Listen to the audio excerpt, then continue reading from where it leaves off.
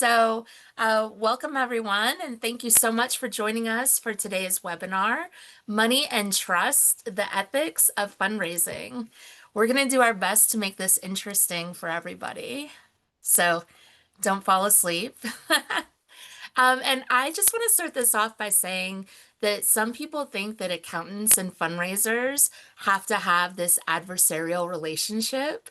But Jennifer Dotson and Jennifer Hahn and I are here to tell you that it doesn't have to be that way. In fact, we actually have several things in common. And when I learned that October was AFP's Ethics Awareness Month, I got excited because ethics is a fundamental and essential tenet of accounting, too. So for both our sides, it comes down to trust. Trust from donors and trust from readers of the financial statements. So ethics are essential to gaining that trust. And we're excited to have an open and frank conversation today, hopefully not too boring, like I said, and talk about the ethics of fundraising. So with that, I'm excited to introduce our speakers today. We have not one, but two Jennifers. So Jennifer Hahn and I are both partners at Hahn Group. Her name's on the door, though. So we are two of six partners, and we're a public accounting firm in Washington, D.C. and New York. Hahn Group is 100% committed to nonprofits through doing accounting, advisory, audit, tax, and technology. And I'm speaking for Jennifer because she is a little bit under the weather and she's saving her voice to answer questions and have that great discussion that we're talking about. And the 44 loves to sniff out those skills and say, all right, this person would be great in this role, in this place. The 26, which is Heather, I think you can go ahead Okay. and mute. That's, mute yeah. that. Alexi, maybe you can mute people, please. Oh, yeah, perfect. Fight this battle. But unless, There I you mean, go. that conversation did sound kind of interesting, though.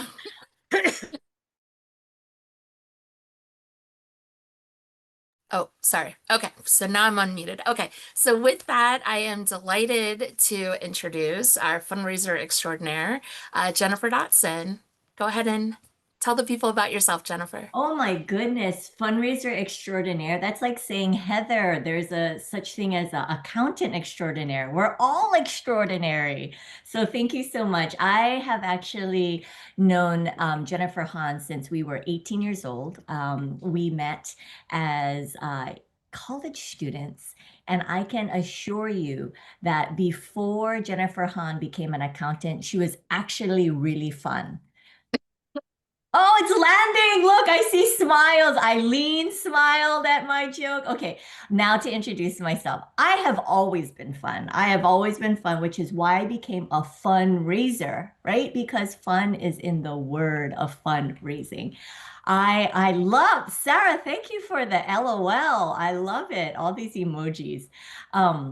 So I actually was originally trained as a federal trade negotiator for the US government. And then as I continued to volunteer through my volunteer work with nonprofits, a nonprofit executive director opening presented itself to a organization that I have been involved with for a very, very long time. And it's called the Mothers Against Drunk Driving, also known as MAD. And I was the first mother that they had hired at their chapter level. And they found out that not only was I a mother, but I was pretty good at math. So of course, for all of you on the call that are fundraisers, we all have a very interesting origin story. So that's my origin story. I am really looking forward to speaking with all of you about this topic, money and ethics. It came about because Heather and Jennifer and I were having dinner together, and we were talking about Ethics Awareness Month coming up in October. It's the one time a year that I actually must pay attention to ethics. It's something that AFP prints out in our code of ethics and puts in our conference bags next to the free Starbucks coupon and the granola bar. And I take out the AFP Code of Ethics paper, I look at it for 30 seconds, and I throw it away. And Heather and Jennifer said, stop doing that. We actually need to focus in on this. And that's what we're going to do because Association of Fundraising Professional actually does require us to adhere to the very professional standards of the Code of Ethics. And while I jest, it is very, very important and it is fundamental to the art and science of what we do in the development profession. So with that, I will actually, oh, thank you, Heather. Let's cover some of the code of ethical principles. I've dropped the link in the chat for those of you that want to actually click in on it. But a high level overview of the code of ethical principles actually does make a very big impact in the work that we do as fundraisers. Jennifer and Heather and I had a conversation earlier that back in the day, now I will tell you I've been in fundraising for quite some time. And 20 years ago, when I first considered going into nonprofit fundraising, I will tell you that my mother questioned me quite pointedly and asked me why I would ever consider doing that line of work because in her mind, fundraisers were like the used car salesmen of the nonprofit world. I see some smiles, I see some nods. Perhaps those of us who have been in the profession long enough know that fundraisers had a really bad reputation.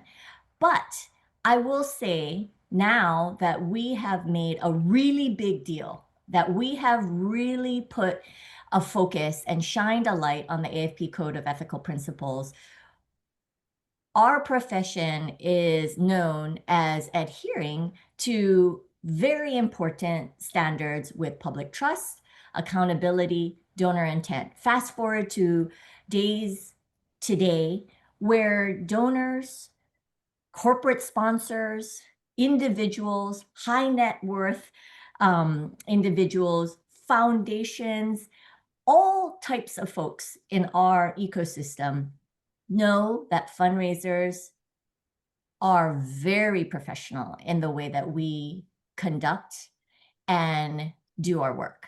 So this is very important. And I am happy to say that when I go to my family gatherings, and my mother is actually very happy now to brag about her daughter as a nonprofit fundraiser because I and the fundraisers around me and all of us in this line of work, we are in the profession of making this world a better place. So Heather, I will turn it back over to you. And shall we dive into a little bit more of what we're here to talk about today? Absolutely. Thank you, Jennifer. And I will just add to what you were saying. It's really not only the reputation of fundraisers, but, our nonprofits have gone through. Threats to their reputations, even accountants, if you can believe it. So a lot has been done over the last several years to increase that transparency of what organizations are doing, and it really is fully to develop that trust, to get that donor trust. And on the accountant side, we have an ethics requirement every year as well that we have to meet, and also that people can trust the work that we're doing. And I think that you'll see as we go through, that is the core thing that guides all of these standards is trust. And if you haven't read it, if you did throw away that piece of paper when you got the granola bar, there are 25 standards that the AFP talks about. They're actually basically, one sentence, so it is a quick read. And they're grouped into five main categories. So we're just going to quickly show what those five categories are. And you'll see standards 1 through 8 when you read them. They all relate to public trust and transparency. And so, just to not to read each one to you, but just to summarize, just like Jennifer was saying, act with integrity and professionalism, follow the laws of ethical standards, respect boundaries, and ensure transparency. And as accountants, that's what we are really working to do. especially is to ensure transparency, all for the greater good.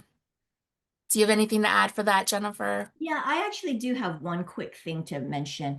When I took a look at these code of ethical standards, now they have changed since 2023. So it is important that fundraisers know that there has been an update. So it is worth us taking a look at, and it is worth us uh, chatting about because AFP, the Association of Fundraising Professional, also has a requirement that at the chapter level, whether you're calling in from New York or Hawaii or Kansas City, every chapter has a requirement to focus on ethical standards and ethical principles of fundraising. And when you are able to prove and check mark that adherence to the ethical code, you are eligible for your chapter at the AFP level to receive a 10-star award. And so this is again another public indication that we are adhering to the highest levels and higher standards. It's a public trust, but it's also kind of an external sign to donors and to our community that we are doing the absolute best work in our line of profession. So when Heather and Jennifer and I had this conversation, what was really interesting is I kind of had some questions. I had questions that I wanted to ask Heather and Jennifer.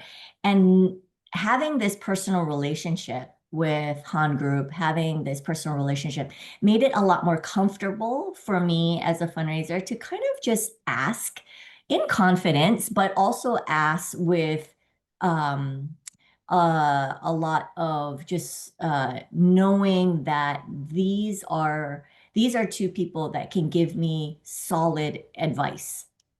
That has made all the difference for me as a fundraiser. And sometimes these questions, I will be very honest with you. Sometimes these questions come at 11:37 p.m. when everybody else is asleep and I am reviewing some of my donor communication and I have a question and I'm just like, who can I ask?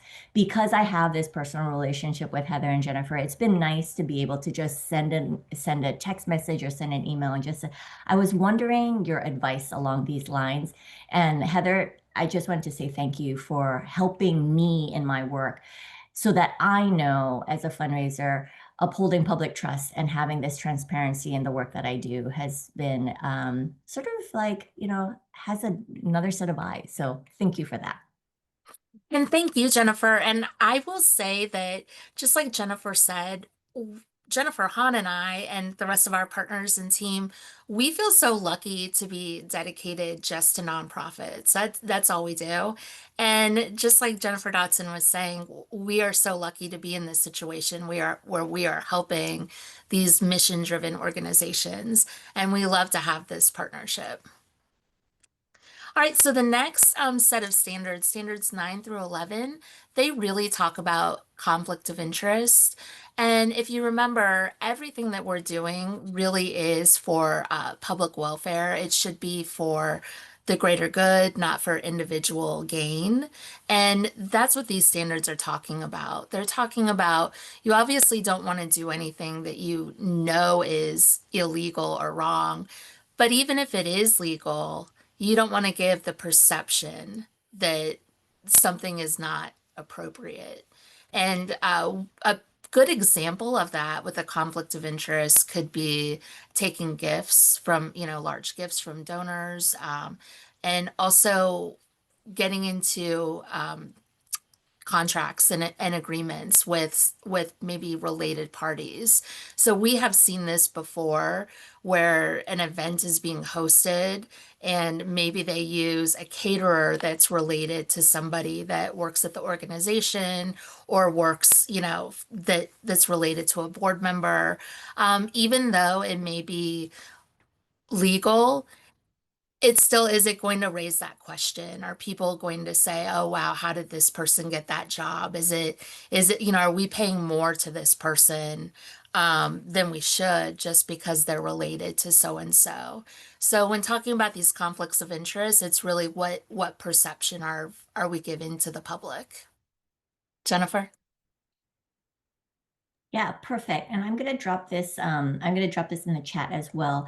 For those who are like me, I like to get a lot of reinforcement with my learning through sort of reading. So I'm a visual learner as well as an audio learner. So for those of you that are wondering, well, what has changed in 2023 with the Code of Ethical Standards? Quick summary, really, I just kind of like I did a line by line comparison, and two things stood out to me.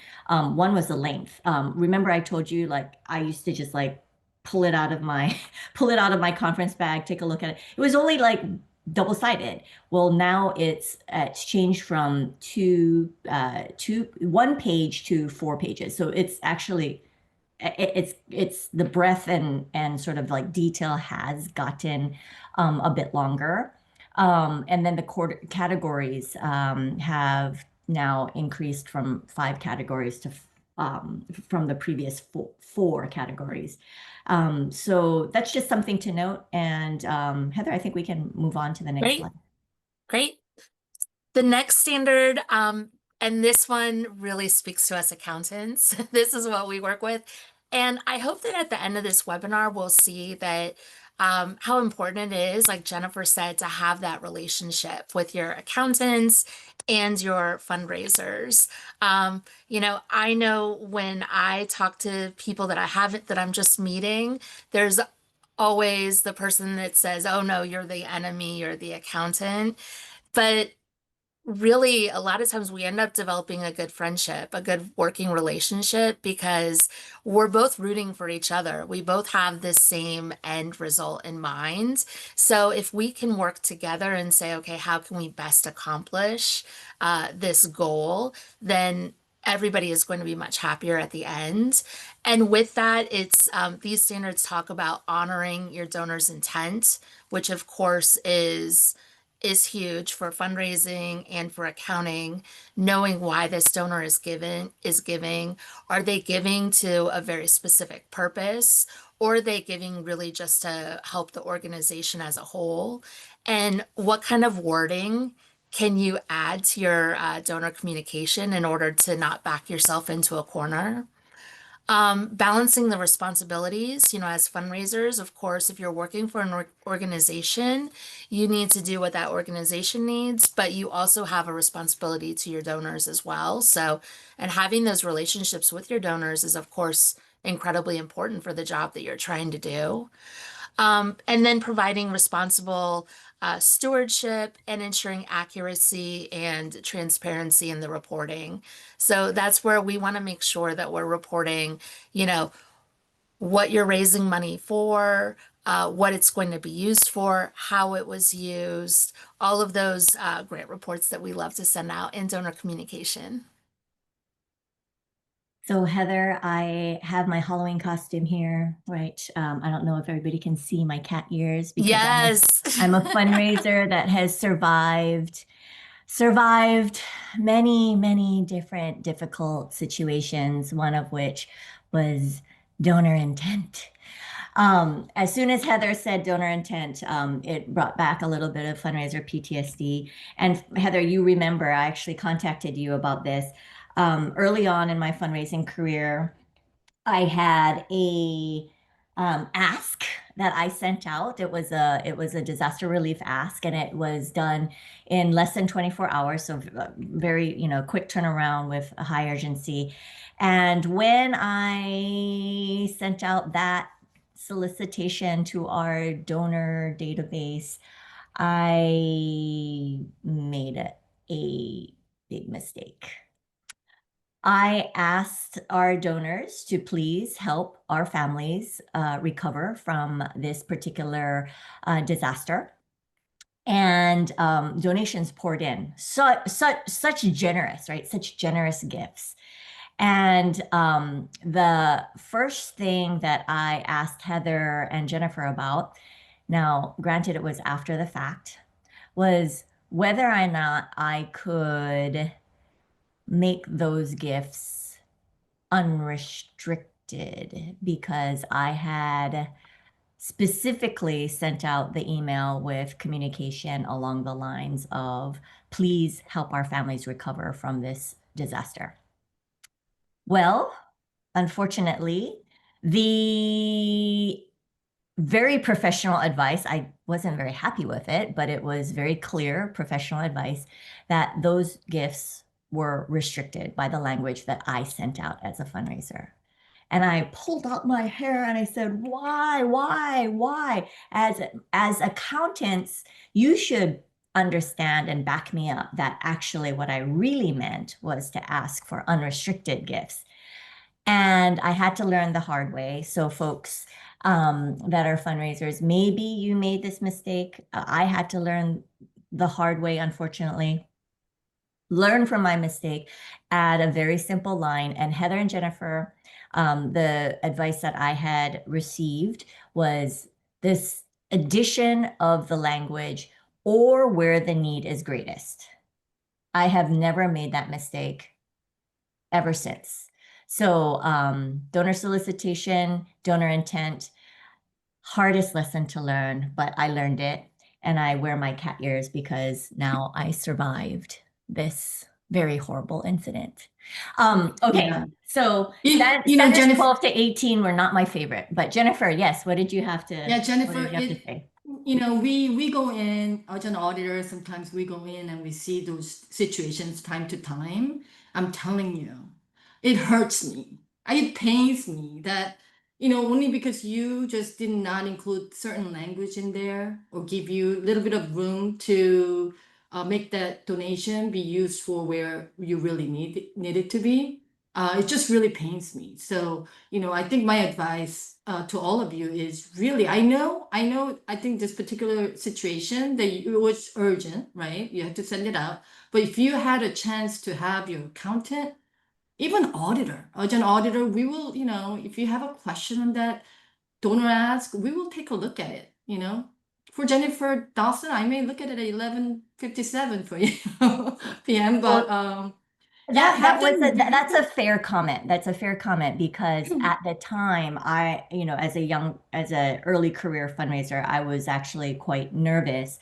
Well, maybe contacting our accountants or our auditors, they'll charge me billable hours. And I don't want my boss to be questioning me, why did we get an extra invoice from our accountants? Because you called them and asked them a question. So, what are your thoughts about that, Heather? Yeah, well, that definitely depends on the relationship that you have with your accountant and your auditor. I know for the most part, obviously, we work very well with our clients and would love to get that because really that will save a lot of time in the end, right? If we're looking at stuff in advance, making sure things are set up correctly, it's going to save you time and things will get done the right way. But I think that it's so important to have that relationship. And you should be having an ongoing conversation throughout the year with your accountant and auditor. All All right. right. Well, always have an accountant as a friend. Is that the lesson learned? Yeah, Absolutely. also, We're lovable. yeah, no. But also kind of educating, right? When you have a new fundraiser associate coming in, kind of like educating them from the beginning that these are the questions that you can ask, or even say, like what you put on that donor ask is very important. You might want to run it by somebody, accountant, or even somebody above you in the fundraising department, just letting them know that the importance of these languages that you use. Then they may think twice before they send it out. I see Great a point. I see a comment in the chat from Tracy, which I think is actually something that maybe a lot of fundraisers might also agree with. Tracy says, 30-year career in fundraising here, never have had an auditor or an accountant on retainer. Any comments on that, Heather and Jennifer? Well, I'm not quite sure about on retainer. So if you have an auditor, normally they may come out once a year to audit, but hopefully you're talking to them throughout the year. So, your auditor should be talking to you about new pronouncements that are coming up, planning to make sure that you're closing the year, correctly. So I definitely encourage you to have that communication. Yeah, Again, just we much rather know these problems ahead of the audit time, so we can, kind of give you a chance to, address it, fix it, than be surprised at the end of the, at the year end audit. so, as a fundraiser, I will say that I don't have a doctor or physician on retainer, right? But I do have friends that went to medical school and had many, many extra years of education. And maybe once in a while, I might send them a text of a picture of maybe something that cut my finger quite deep. And I say, could you just give me some like unprofessional advice, or not unprofessional advice, but some casual advice, some casual advice about whether or not I need to go to the emergency room to get this stitched up. Heather, and what are your thoughts? Like, as a friend, would you take a text message from me and say, I was just wondering your sort of casual advice on this language? What are your thoughts? We do that with Take our a look. clients, Yeah. absolutely. Okay. I'll take Okay. a look. All right. So you're actually nice and you're open to that. I love it. So maybe bottom line again is have an accountant as a friend in your circle of circle of circle of friendships. Absolutely. Yes. Okay. Next slide is just talking again about donor privacy. So your next standards 19 through 22. And I was looking through the notes. I'm not listing each standard out individually, just so you know, these are just kind of highlights of the combined summaries. So, and I'll be happy to share this presentation with everybody at the end. But here, these are talking about your donor privacy. So obviously making sure that your donor information is safeguarded. Also, letting donors know about their rights, that they have the right to say that they want their personal information omitted. That's very important. You can talk to them about where their information would be shown on your annual report or your whatever reports you're giving, the 990, things like that. Honoring your confidentiality agreements, making sure that none of that data is shared. And then if you leave as a fundraiser, if you leave your organization, having those departure protocols too, making sure that you're not taking confidential information from one organization to another. And in accounting world, confidentiality is huge with us too. So we definitely relate to all of this. We would never share an organization's information. The last set of standards, the 21 through 25, really focus on fair and transparent compensation practices.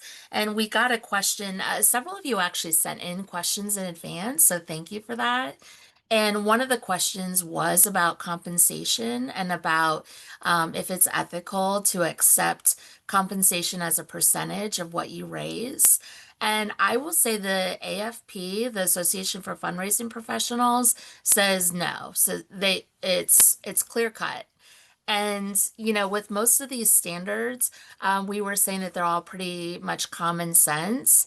And it may seem common sense until you get into that situation, until you get into the scenario, and then you realize, oh, actually, there are a lot of questions to be brought up. And I think that this is one of them for sure, is this compensation-based pay. And the reason why the AFP feels so strongly about this is as not-for-profit fundraisers, really the goal is to support the donor the donor welfare and the organization and the public. And if you're taking a percentage of compensation, then that is now supporting you as the fundraiser, and that's taking away where the focus is supposed to be. So that's the rationale for that, saying that nonprofits should not pay a percentage. I know somebody had brought up a question, is this illegal? It's not necessarily illegal, but it would have to be disclosed, and it could actually even jeopardize that organization's nonprofit status. So, lots of reasons to just not do it. And this one is one of those really clear cut. You just can't, you just should not do this. The other thing Yeah, that, oh, go on. yeah, the IRS doesn't explicitly disallow it, but they do ask questions about this. And it's not just IRS, but lately the state attorneys generals has been very active and going after these cases. And I don't know, there's a very infamous case out there involving four cancer-related organizations. They got shut down. This case was related to using third-party fundraiser where they kept basically most of it, over 90%, 80 to 90% of the per commission. So, the even Federal Trade Commission got involved with all the state attorney generals, all states, and shut them down. And I think they actually penalized them monetarily, but they couldn't pay it and stuff like that. So they do come after these cases. They do look at these and study, and they come after these cases. I will say too that I feel like it can really erode donors' trust. I know that I have a personal experience with this with my kids' school. They brought in a big fundraiser. They were a for-profit fundraiser, but to do one of those, the fun runs, the booster-thon thing, and the whole community gave a ton of money, happy to support. And then at the end, we found out that that organization actually took a large percentage of those funds that were raised. So again, it wasn't illegal. That was in the contract. Of course, we as the donors didn't see that contract, so we didn't know it. It hadn't been, disclosed to us. So it really brought a lot of resentment from the community. And we were, upset with that organization, but also upset with the school. Didn't really want to give to the school again. So it has a lot of implications. And that's what AFP is saying. So they're saying you need to be fully transparent with what you're doing. And I think it's kind of funny because they're saying you can't do this, but even if you do it, make sure you're disclosing it and just making sure that those values align with what your nonprofit organization is trying to do. Great. So that was a very high level summary of the 25 standards into the five buckets, and we will definitely distribute this. We wanted to get through this fairly quickly to leave a lot of time for questions and discussion. So we'll talk about some real world challenges now. And like I said, people did send in questions, so thank you. I see that there are questions in the chat too. I wonder which we should look at first. Maybe I'll just scroll through the chat really quickly. Well, the questions Unless if submitted, anybody well, the would, questions submitted were oh, amazing. But because we are all here together, Heather, do you mind maybe if anybody is on the line, you're here? I'd love to invite you to unmute yourself so that we don't all have to listen to accountants talk the whole time. Let's be honest, like we should give our fundraisers equal amount of time. Kidding. Heather's laughing. Anybody, Tracy is laughing. Okay, so any brave fundraisers out there that would like to ask a live question? If not, yes, we've had a ton of really good pre-submitted. Not everybody is, the extrovert like me that wants to ask questions out loud all the time. But go ahead and unmute yourself if you'd like to ask a question to the group. I'm going to ask a question real quick. This is Kushbinder from Southern California. And my excellent. question to Heather, Jennifer, and Jennifer is pledge intent forms. Are there standards? What should be in it? I got dinged a couple years ago from an auditor where they had contacted every single unrestricted donor that was a major gift to um, make sure that what was in the system was their intent.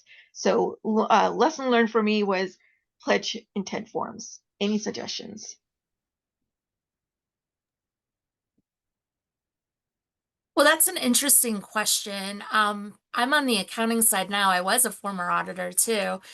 I've that's hard to imagine contacting every donor, but I will say that when my clients get donations in the door, obviously if a letter comes with it, that's fantastic. We hope to see that letter say, "Oh, this is for general operations or organizational support, wherever you need it." If you have that support, that's fantastic. But if they just send a check or a wire or something, they give you the money, then what we recommend is send that thank you note. Say, "Oh, thank you so much for your donation for, general support, or it's going to be used for this purpose." At least you have that communication. Now, that auditor may still choose to reach out and confirm with that donor that they agree with it, but I think that's a basic step that you can do right there. I don't think it has to be in any specific, format, but just having even that email communication would be great. Okay, I'll step in, Heather. You're too nice. You're way too nice. Let's just be honest. Not all pledge forms are created equal. And as a former auditor, you know that there is language that is unclear, right? Fundraisers, we tend to we get a little flowery with our solicitation. For example, even just the word pledge form, right? I pledge to support breast cancer awareness during Breast Cancer Awareness Month in October. Good enough or not good enough? So the Well, word we're looking for, right? So I think the original question was that I think you had a donor intent form. So intent is the word that we don't want if you want to account for that contribution. It's actually, I think, written in the accounting standard. Intent is not a promise. It's not a it's not a commitment. So the words we're looking for is commitment, promise. Those are the words that we want you to use in your pledge forms if you want to count for that as revenue in the year that donor makes the promise, right? And turns in that form. So intent is Okay.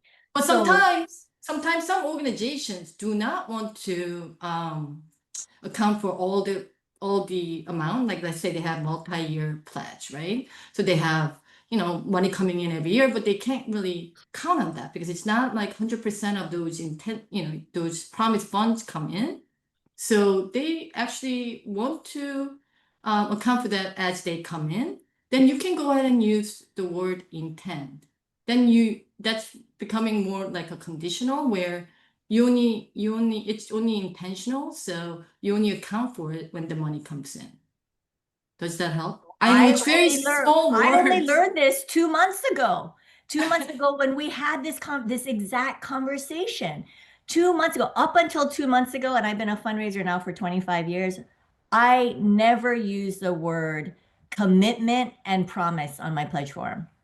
And that are the two words that you said as an accountant will pass the accountant test. And I was floored. So language matters. Words matter. If you have an accountant that's on your back, like Jennifer, they're looking for commitment and promise. So that's the hard lesson I had to learn, right? as flowery as I want to make this pledge card sound, I do need to hone in on a much clearer way of presenting my ask. Commitment and promise. Are those the two words that you mentioned, Jennifer? Yeah, and more so of avoiding intent. That Okay. word intent is, Okay. if you want to Okay. So account for that's it right important away. to us because I would use intent all the time. Intent is like my favorite word on pledge cards.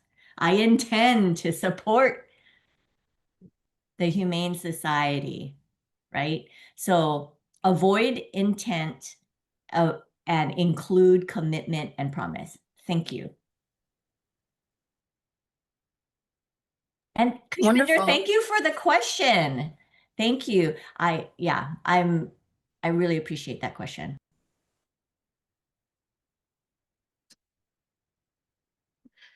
Here's another question in the chat. Does every pledge in the database need an accompanying pledge form?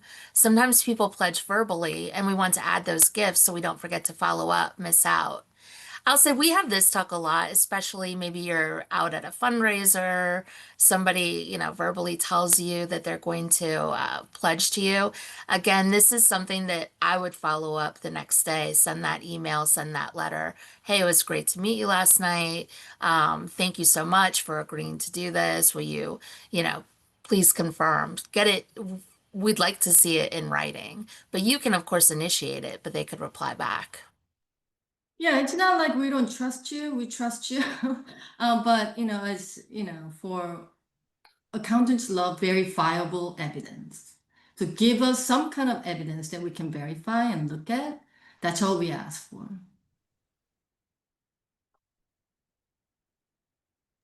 All right. Any other brave souls? Here's a question that we received that I thought was a great one for a conversation. Somebody was asking about how you advocate to get more funding for your development department, within an organization. So, because someone may say, oh, we got in plenty of money last year, we can still continue to run on this very lean budget. And the development side is saying, no, they need more money. They're having burnout and losing employees. Um, I know that when we work with our clients on a budget, we like to look at it, organization wide and then consider all of the departments, the return. But I'm wondering, Jennifer, from a fundraiser point of view, what would be your advice for that? Oh my gosh. Okay, so wait a minute, Heather. Again, you're too nice. You're way too nice. We should read out verbatim the question because great, there was some great sort of additional details to it. Do you Do you want me mind? to read it out? Read it out and I'm going to drop it in the chat because I think it's relevant. I think this is very relevant. Okay. One of the stresses at my last job was an OCD accountant who got their way when it came to the differences between outlook for income projections and actual revenue in hand. How would a DoD advocate for needs of development when the accountant is from a privileged identity and has actuals in hand to make a case to keep development operations lean because of past fundraising performance? I've had the accountant win at getting their way, which had put additional burden on development operations to a point where 2 to 3 team members got burned out. The ED preferred conflict avoidance, so that did not help until someone would cave in, usually development. So I think this is a great conversation. If anybody would like to chime into this. Yes, please. Because when I read that question, I started getting like sweaty armpits. Like, seriously, like, oh my gosh, this is exactly what we have seen in so many real life situations in so many different nonprofits. Whoever asked this question, you're not alone. You are not alone. I mean, the opening statement is one of the stresses at my last job was an OCD accountant. Have we ever not met an OCD accountant? Let's just be honest, right? That stresses me out. which is why when I met Heather and she's always smiling, I was like, "What's wrong with you? Are you sure you're not in the wrong profession? Like maybe you should go be like a social worker or therapist or something." Okay, They go so together. oh, right. Okay, thank you for being on. I would also, when I read this message as well, I was like, whoever this is, I'm in a age in my life now. I'm in a level of experience now where I feel confident and I feel comfortable calling this out. The fact that someone is from privilege should be called out. It's okay. In this time and age, it is okay to call that out. So let's start with that. And we need to get to a point where we can honestly call out privilege. That should not be a decision maker for organizational budgets. So there's so much opinion that I have about this particular question. I will say that it happens every year. When we go into budget setting season and the fundraisers spend weeks, months literally putting together our case for our budget and submitting it to the staff accountant, which then like the final budget gets sent back to us and we're like asking, did you even look at what I put together for you? All you did, and we all can see, you just did column A plus 10% equals column B. Every year you've done that. There's no conversation. I just spent literally a month and a half putting together the budget for which our fundraising department should have additional support, but in the columns of major gifts or in disaster relief, there's some fluctuations. I've justified this for you, and all you did was increase my fundraising goal 10% every year. Column Um, A plus 10%. Okay, Heather, you were going to say something. yeah, I will say if you're in that situation, which, it does happen, I will say that's where we recommend really overhauling the whole budget process. And Ha ha ha. Like they would right. ever do that. Okay, okay, now go They back. will. Go They back will. to, We've oh, okay, we've okay. worked with lots of organizations who used to do the add 10%, who now we are looking at it by department, I like Tracy. having Tracy's these laughing at all my jokes. conversations. So it can happen. I guess maybe what I'm here to tell you is there is hope. It can happen. It's going to be an education for sure. So if you are sitting there feeling like your numbers don't get seen, don't get considered, then it's more of an organization-wide issue, and hopefully there can be some training and observation organization wide, but it's important to be meeting with all of your departments, right, and considering those needs. I'll say this year has been a really difficult year though, for with all the uncertainty, especially if anyone's getting government money, if there's just so much uncertainty out there right now. So I think everybody's kind of just guessing at what works. So I think the more you can support your ask by showing how getting that money in will help. It will help your case, but obviously you have to have somebody at the organization who's willing to look at your numbers. Um, so Absolutely. yeah, So I did want to answer this question because hope is not a strategy, right? We can hope for a nicer accountant. We can hope that they recognize that they're privileged. We can hope that they actually read our budget projections without just adding 10% to our fundraising goal every year. Um, one of the things that I started doing besides building this honest to goodness like painful relationship with my accountant, not that painful. it wasn't painful because it involved many boxes of donuts, which I enjoy. I gained a lot of weight, but it was so worth it because what I needed to do was have the conversations, and the conversations took a look at financial modeling that took 3 different tiers, and I would present instead of presenting one, which was what I was doing, right? I was presenting my one, and I said, this is the single source of truth. Jennifer Dotson has literally spent a month and a half for like putting this together. I actually scrapped my strategy and I went back to the table and I created 3. And those 3 was I put it in the chat: conservative, moderate, and aggressive. And I see Jennifer nodding because she likes this. My staff accountant liked it a lot. And the point is, I finally had an opportunity for conversation. And that was so important, right? Is I had to kind of like get into the head of the staff accountant and like, what would she like besides donuts? She really liked donuts. Besides donuts, she really liked having this option to pick and choose between conservative, moderate, and aggressive forecasting. And we've gotten along ever since. So I did want to answer the question specifically because this is such a real life situation that we go through. And for those of us that are calendar year, fiscal year, we're pretty much coming up on the end of budget setting season, right? So hopefully, if it's not too late for you all, using this strategy might help. We have about, you know, 8 9 minutes minutes. left. Okay. So here's another question that I thought was really good.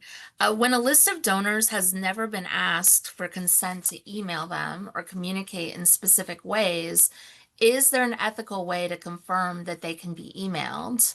The AFP does say definitely, you shouldn't be just pursuing people or contacting people if they don't want to be contacted. So they say, does emailing to ask if we can email them not have the same weight as emailing to ask for a donation, knowing that they can unsubscribe from either email? Does it make sense to save resources and time and just send them the ask and let them opt out if they prefer not to use email communication? So I personally think this is that whole point of building that connection, right? I think there's absolutely no problem with sending out that email saying, "Hey, we'd love to keep you updated about the impact that your support makes. If email's a good way to reach you, please confirm or update your preferences here." Something like that. So it doesn't need to be all combined into one where it looks like you're just asking for money. It could be like, hey, let's just reconnect and see if this works for them.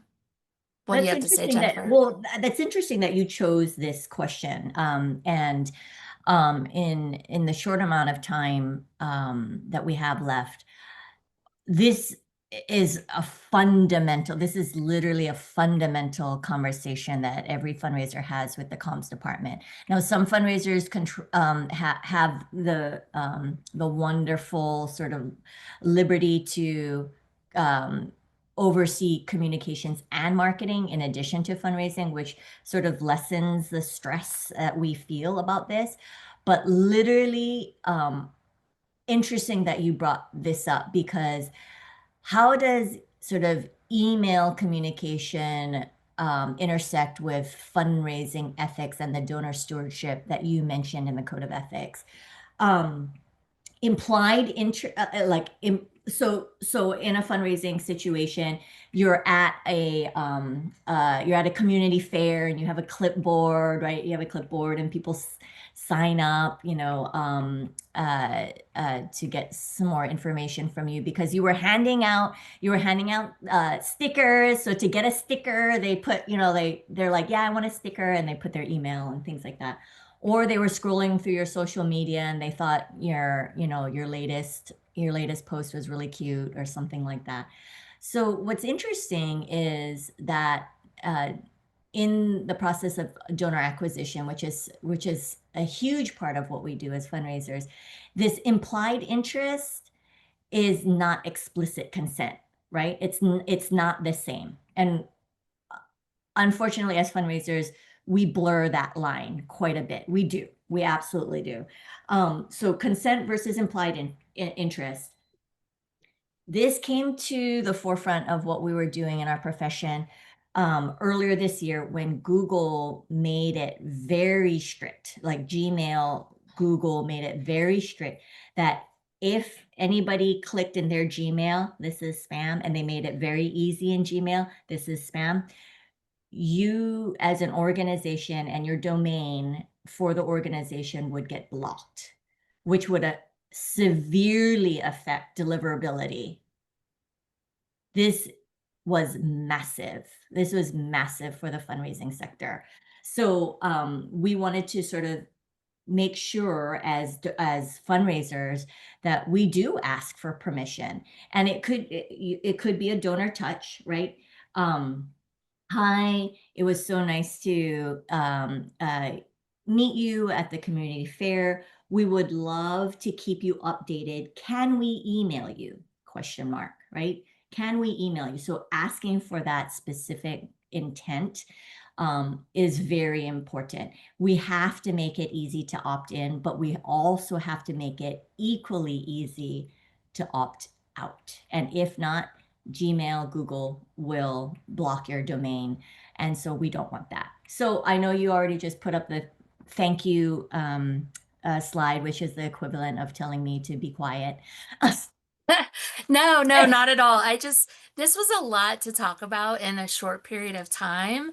And, we're happy to continue the conversation. So, we'll send this out to everyone who attended along with a toolkit of things to look for.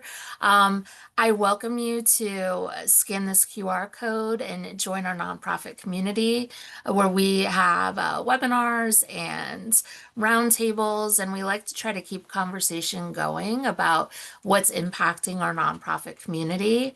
I will say that we'll have another webinar next month with Jennifer on November 18th. And this is going to be about demystifying the nonprofit financial statements. We thought this could be helpful, especially for everyone, but especially our fundraisers. In case you have to explain these financials to a donor, what would you say? What are the important pieces that you would focus on? So, yeah, so we'd love to have you be a part of our community, and please feel free to reach out if you have more questions or just want to keep the conversation flowing. And Jennifer, thank you so much, Jennifer Dotson. Thank you so much for joining us today. It was great to hear from your perspective as a fundraiser. Awesome. Thank you, everyone. I think we have 3 minutes left. So if anybody wants to stay on a little bit after, I'm happy to meet one-on-one. If you have time before you drop off this call, please drop your LinkedIn post, your profile in the chat. I think there's been enough wonderful conversation here, interactivity here, that I'd love for each of you to find somebody who asked a question or mention something in the chat that caught your eye. Drop your LinkedIn profile and let's continue the conversation, because Heather, Jennifer, Han Group, thank you, 谢谢, 多谢, mahalo.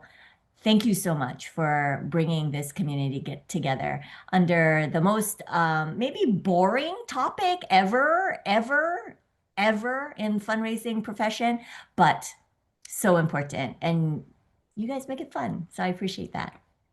I didn't see anyone fall asleep, so I Well, think their that that's cameras a were win. off. Their Well, cameras I were still off. didn't see it.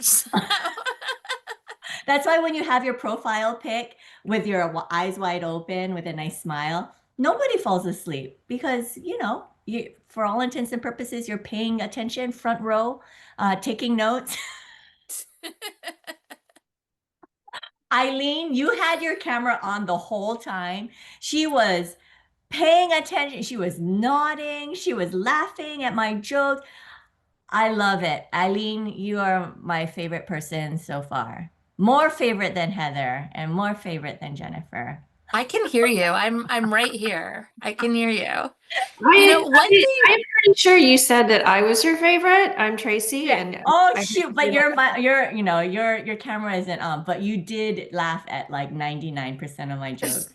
It's so good. Christian is here. I love Christian, and I will geek out over databases and data all the time.